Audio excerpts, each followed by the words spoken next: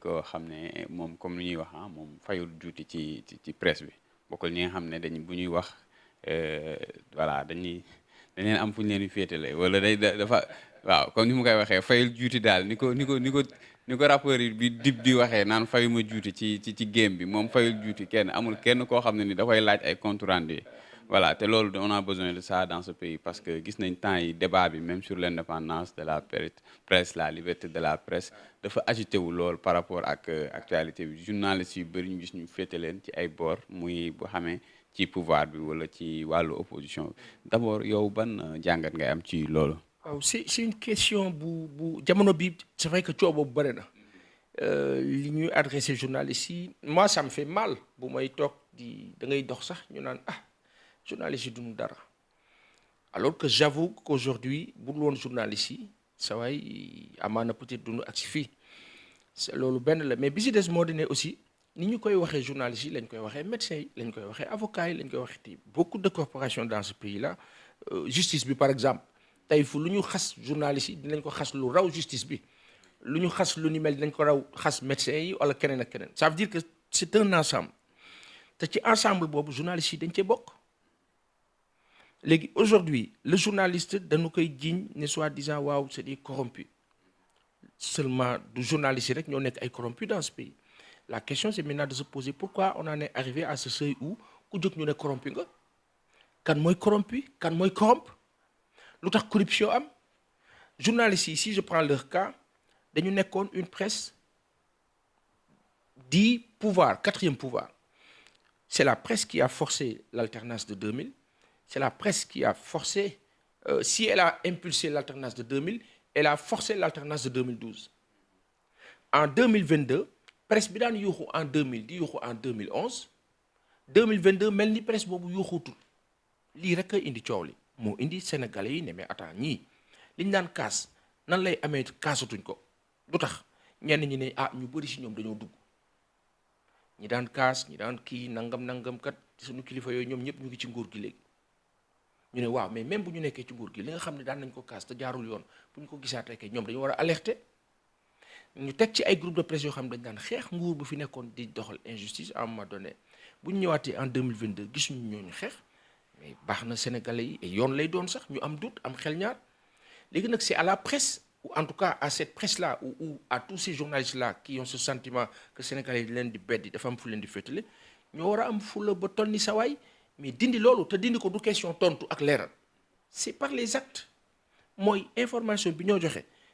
kenn waxul faral diw wala bul faral diw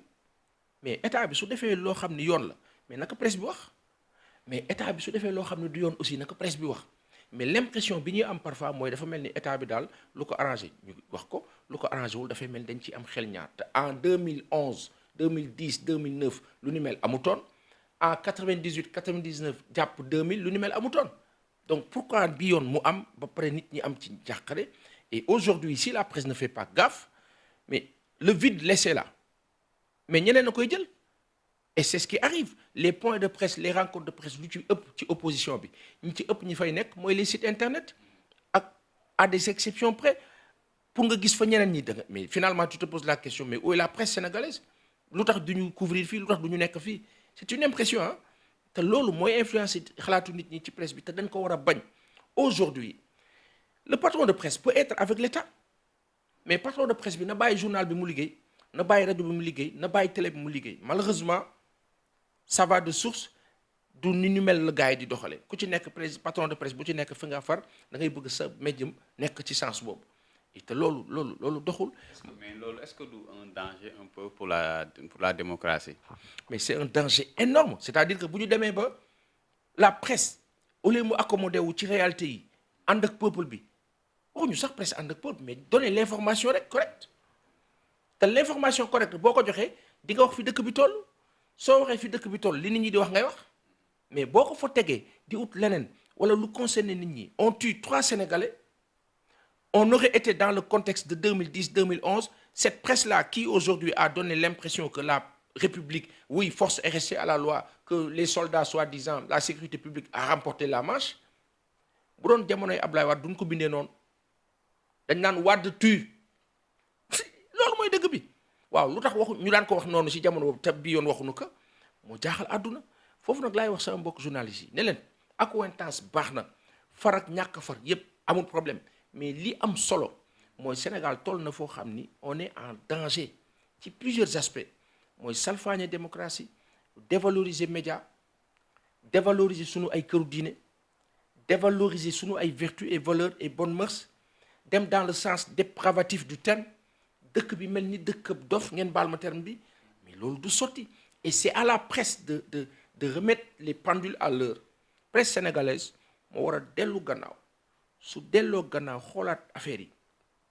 retravailler waat ces cartouches pour mën a donner l'information bi nit ñi di xaar bis bu demaate ci loolu encore que le danger mooy les journaux là ñu ci bëri s'ils ne font pas attention ils vont disparaître qu'est-ce qui va se passer mooy ki nga yaakaar ne moo lay jàppale jamono bii tey bu la doon jox 250 milliards par minute nga yaakaar ne moo lay jàppale jamono bii mais kooku day wàcc bis bu wàccee looy def da ngay virer waat ci ñeneen ñi pour exister toujours mais vaut mieux exister avec par et pour le peuple. te loolu mooy waaw dañuy ñëwaat sax ci phagocytement bi nga xam ne am na ci presse ñuy wax presse classique bi muy ci jëm ci wàllu télévision wala ay rajo mais dama gis man beneen danger boo xam ne ni mi ngi sax courir un peu les acteurs de la presse parce que gis nañ fi fan yii rek manifestation Yewwi Askan Wi am ñu am ay journalistes yu bokk ci benn groupe de presse groupe Futurs Médias ñu mun naa ne entre guillemets agressé leen est-ce que un peu loolu sax du indi parce que ñu ngi gis ñu ci bëri boo xoolee ñun ñi nekk réseaux sociaux yi parce que sur le Sénégal tout le monde est dans les réseaux sociaux dañuy gis souvent dañ leen di taxé fenn am na ñoo xam sax dañ leen di saaga ñii dañ leen di xas xam la comme ni ñuy applaudir évidemment ñeneen ñu féete ci beneen boor mais est-ce que loolu un peu du danger sax pour ñoom quoi ñi nga xam ñoo nekk ci yenn groupe de presse yi nga xam ne kon leen catalogué un peu du proche du pouvoir. non xam nga tey jii nii Sénégal dafa toll foo xam ni il y a une révolution qui se passe. et c'est une révolution sans bruitage mooy sénégalais yi léegi soo bu njëkk da nga daan joxe information ñu ne diw a ko wax diw la ñu gëm mais la personne léegi dem nañ ba jëmi jamono gëmatuñu diw sénégalais yi gëmatuñu nit xam lu ñu gëm li leen nit bi di wax su tegoo ci ñoom logique bi ñu tegul ñu déglu ko bu fa tegul dañuy jàpp dañu am commande dañuy zappe wala bu ñu zappul dootuñu la xool aujourd'hui fi àdduna bi toll. quand on parle de géostratégie et de géopolitique mooy dëgg rek moo war a am même àdduna bi dañu sonn ci fen yi rawatina nag sunu Sénégal bii nga xam ni nit ñi dañoo xëy chaque jour 24 heures sur 24 di dund ay difficultés socio-économiques soo bëggee ñëw gëmloo leen lu amul ci wàllu information dañ lay teg mooy indi mer bi mooy indi bett bi la question ce n'est pas saaga bi ñoo saaga nit ñi et cetera la question c'est lu tax ñuy saaga. pourquoi ñuy saaga nit ñi lu tax ñenn ñi lu tax tey ñu dem ba jëmbi jamono ñu naan journalistes yi ñooy journaliste opposition bi ñu ñooy journaliste pouvoir léegi li gën a graaw ci mbir mi mooy la presse privée bi ñu jàppoon ne moo am taxawaayu démocratie bu sincère moom dafa mel ni ku dugg ci jeu bi des groupes de presse privée yoo xam ne on a l'impression que ñoo RTS ñoo bokk la ñuy def ci wàllu traitement info ci wàllu favoritisme ci plein de choses parfois nga ubbi journal gis une bi mais tu te poses des questions nga ne mais gars yi lan la ñuy liggéey nii sans prétention ah. des fois ay une ñu gis ay une yoo xam ne lu ma 10 journaux presque. ñëpp ñu roole ko. même une bi te. oui ci booy xool. ci même personne bi. waaw ci même personne bi. on sent de la propagande.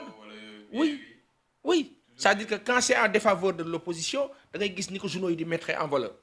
quand c'est en faveur du pouvoir nga gis ni ñu koy mettre en valeur. quand c'est en défaveur du pouvoir ils ne mettent pas en valeur mais loolu Sénégal yi dañu am gis-gis dañ naan ñii dañuy fonto mooy jur ñuy frustré wu contre ñoom et aujourd'hui je préfère man peuple bi kontaan ci man que peuple bi mere ma je préfère man te loolu lu kaa indi du leen lu peuple bi mooy nekk ci dëgg toujours devant l'État parce que peuple day dundam la peuple xam mu am dundam su ma xëy naa lekk añ reer ndekki gérer sama ay business mën a déplacer wu mën a ñëw sama kër sama courant mu ngi tàkk kenn coupé wu ma mën naa ko fay sama ndox mën naa ko fay et cetera mais loolu yëpp su ma jafe ma jóg bëgg kaas am benn journal boo xam ne ñëwul wax loolu quoi moom dafa ñëw di wax ne way fauteuil bi ñu ma jox vraiment rafet na état bee ma ko jox way naa tàccu mais les gens vont dire non te tey li am mooy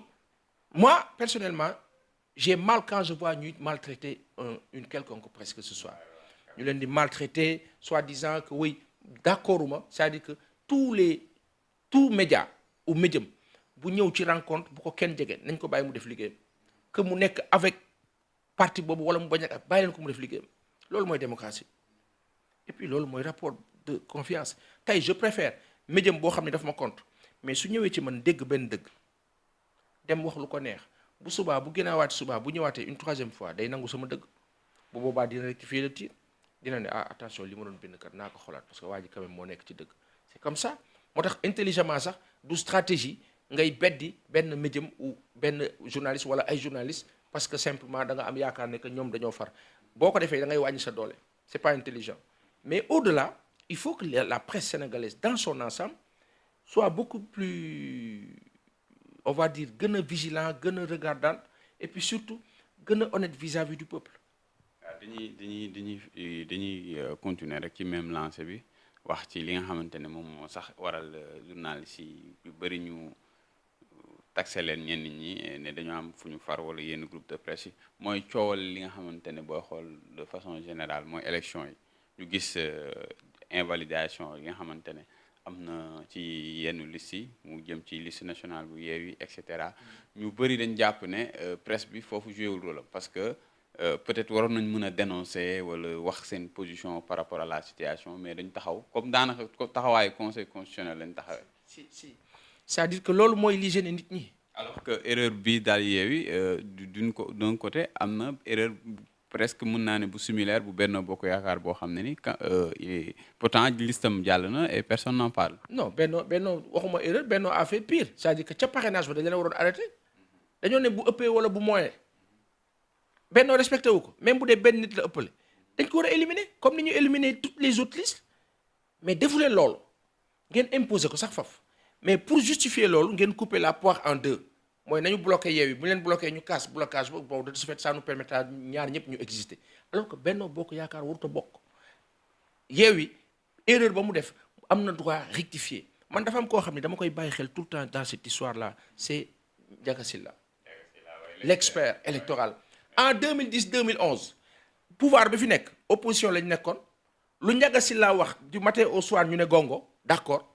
lu tax Ndiaga Sylla bi daan wax jamono boobu ñëwaat di wax jamono bi du nguur opposant yi fi newoon daaw te nekk fi ren ay nitu nguur nangoo ñu dëgg Ndiaga Sylla bi. am na sax ñu génn di ko saaga. waaw lu tax mais parce que c'est de la malhonnêteté c'est-à-dire que nguur bi nu am dañoo sérieuxul ñoom dañoo honnêtul si dëgg ñoom ils préfèrent li nu bëgg a def li nu bëgg nguur la bu violent bu agressif bu amul benn respect ci sénégalais yi. parce que lépp lu nu waxoon respecté wuñ ci dara ba pare di imposer wu di jaay doole force reste à la loi quelle loi bu loi bi jaare yoon oui mais su loi bi jaarul yoon nag loolu doonatul loi su fekkee ni conseil constitutionnel dafay wax des éminences en droit public et constitutionnel Ibrahima Fall maître Doudou Ndoye ak ñeneen plus de 50 universitaires ñooñu mën nañu wax ci droit lu Ismaïla c'est-à-dire que Ismaïla Madior Fall mën na wax loolu lu ñooñu waxul mais tey on voit un pouvoir bu yaakaar ne moom moo am doole lu ko neex mën na kaa def lu yoonu lu ne mën na kaa yoonal loolu dafa am app mais ki waroon gën a mën a wax app bi dénonce que c'est la presse et cette presse a semble-t-il n'a pas voulu le faire a préféré rek yem ci les comptes rendus les points de presse Yewwi nee na Benno Bokk Yaakaar nee na et cetera alors que dans le fond su ñu nekkoon jamonoy 2009 2010 2011 da ngay gis édito yi di piluler ñëpp di bind di xas nguur bi nangam ak nangam ak nangam mais defatuñ ko parce que ils sont comme ça avec le pouvoir ñi ci ëpp ñenn ñi pas tous mais ñi ci ëpp et après lu muy jur nit ñi Sénégalais yi nag ba leen loolu nag vide ba laissé boobu ce vide laissé là moo indi mais la pléthore de personnes qui se disent